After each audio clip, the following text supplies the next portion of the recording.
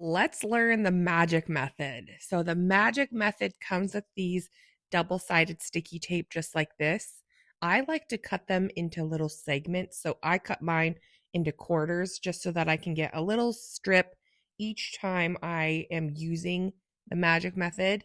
It's just a double-sided sticky tape. And cut it and then peel it off, stick it to your palette. And I usually will put it at the top of my palette, kind of where the glue cup is, but just for this sake, I'm just going to put it in the middle here, and you'll stick it down and then you'll remove the protective film to reveal the sticky. That is double-sided sticky tape. And this is part of the process. That's step one. Step two is to get your magic wrap. These come individually wrapped, one use per client or per use.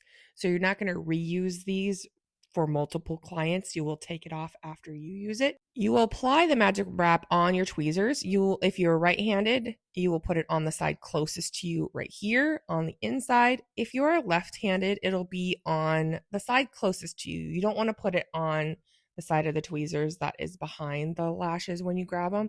You want to put it on the side close to you. So you will take your little magic wrap, and the side that is white is the side you will peel off. You can see that once I start peeling it, it will reveal this sticky part.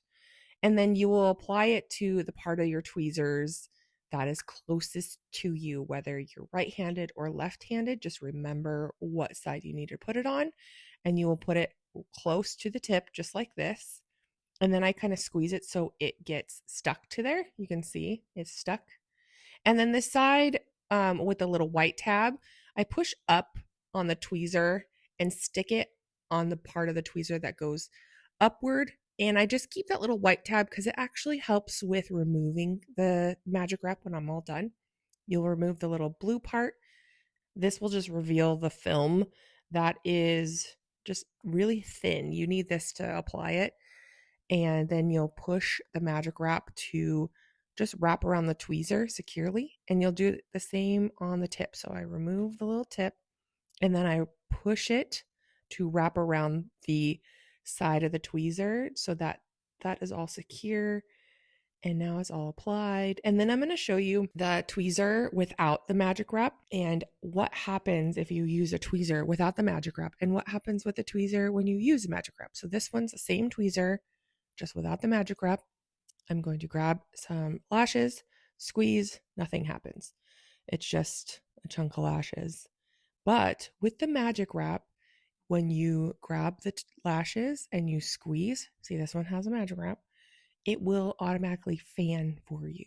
So sometimes you have to figure out if it's like towards the tip, towards the middle, or towards the back of the tweezer. But look at that. And then when you use this strip, the sticky strip, you're going to kind of slide. Do you see that? Kind of slide and then let go and then grab again, dip, and then place. Don't worry about the base of the lashes. Those will come together when you dip it in your glue. When I dip in my glue, I gently let go of the grip of my tweezers just a little bit so that the base can come together. So watch. Just the tiniest that I let go so that the base can come together. One little fiber is hanging out, but that's okay.